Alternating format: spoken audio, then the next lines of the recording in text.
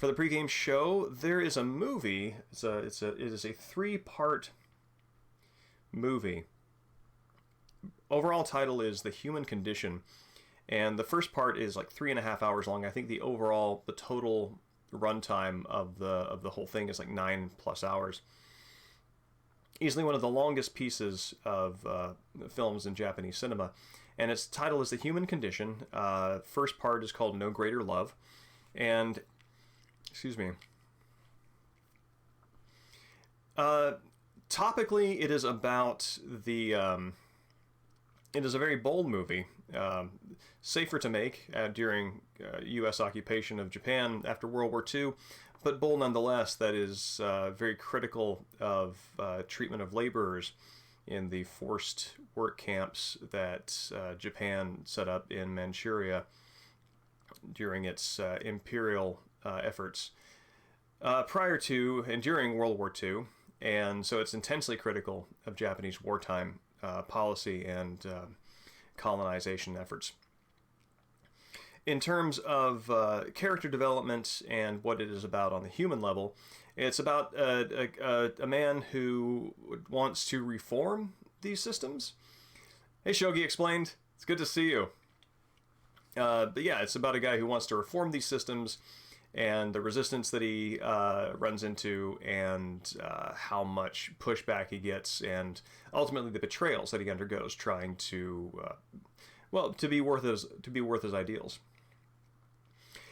This is the so this is the special edition, which has the HD remake in it, but it also has the option to play in the original, and that is the one that I'm going to go with because I actually don't like the art style of the special edition, so that's that's what we're here for.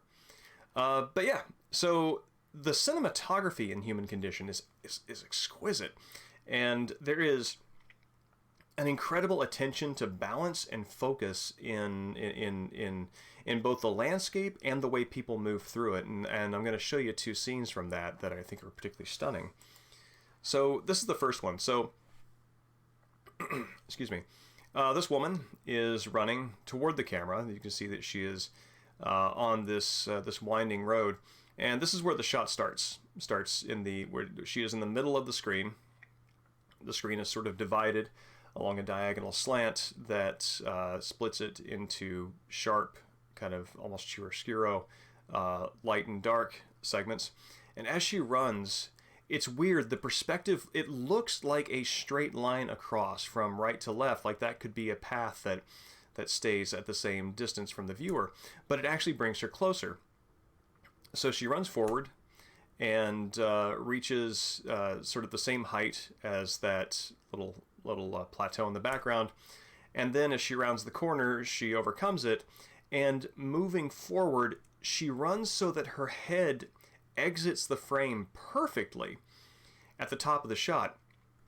And there is a symmetry here in her movement that is, if not a symmetry, then maybe a flow is the better word, that starts from the center of the screen, draws your eye seamlessly to the left, and then to the right at a point that exits. And the balance is just amazing in this. Also, there's almost sort of an optical illusion, because she is actually running toward the camera more than she is running to the left. But the 2-dimensionality of the shot makes it look as though that path is almost, 2D left to right. So it looks like she should be going to the left and traveling in that direction, but she's in fact traveling toward us. So there's almost an optical illusion quality to it, watching it in motion, which I would love to show you, but DMCA. So, that is one shot. That is the sort of thing that the cinematographer, what is his name? Do I have that name here? No, I don't. I had it, but I don't anymore, but I'll look it up later. Anyway, the next shot to look at is also very cool. So, this is where the actors start in this landscape composition. And there are a few features in this environment that are not natural. The natural features are, again, very chiaroscuro, harsh black, harsh white, and dividing the screen up into defined spaces, even things that have a different distance from the viewer. Now there are several things that are pointing and indicating the significant players. If you see the power lines, I believe those are power lines in the sort of like left of center, they have a triangle shape that is pointing toward her head, which is where it stays for most of the scene. And Nakadai there in the center is breaking up the space almost perfectly between these two towers. Let's go back here. Between these two power lines on the right and these power lines in the distance. So the scene is broken up into kind of symmetry. It's broken up into asymmetrical spaces that within themselves have a kind of symmetry and a flow.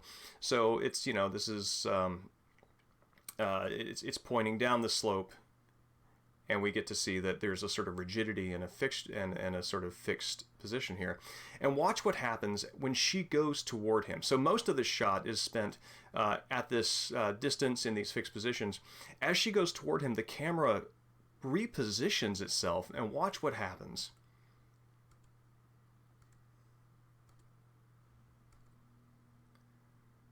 So check that out again. Now watch the position of these towers on the right, the one with the far right rectangle. Watch what happens to them and where they end up when the camera roll stops. There, perfectly behind him. Now another thing to look at that happens during that moment. I don't have a red rectangle around this, but if you can see right in front of him, there are three power lines that are kind of at waist height of him, waist height in front of him, and as the camera rolls, those when the power lines on the right are perfectly obscured by his figure, those three power lines are perfectly obscured by hers, and it's an amazing flow and balance. Evening, Lipitor. I am not familiar with Cindy Sherman's untitled film Still Number 48.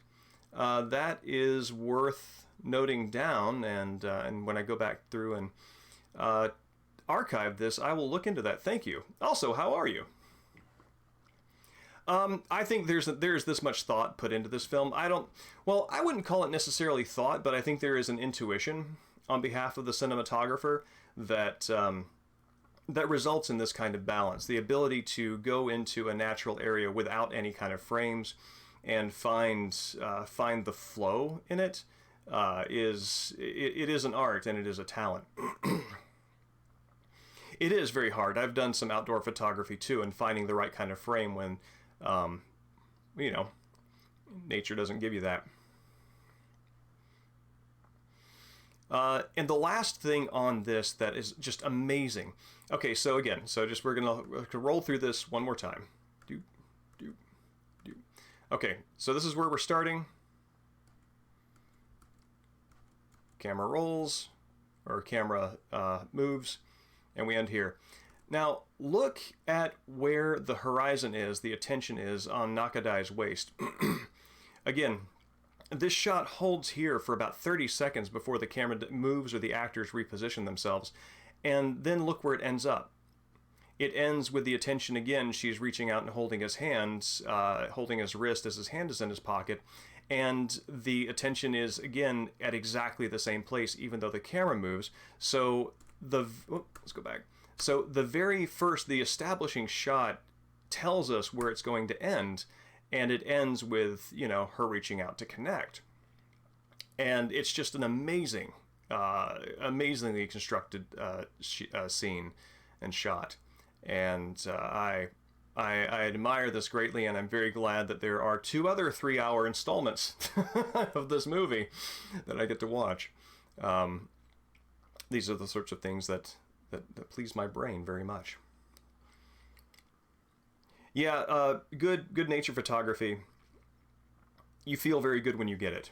I've only ever done digital photography for outdoor pictures, and yeah, the skill it takes to handle a manually adjusted camera is stunning to me. So with all that in mind, we are at the secret of Monkey Island.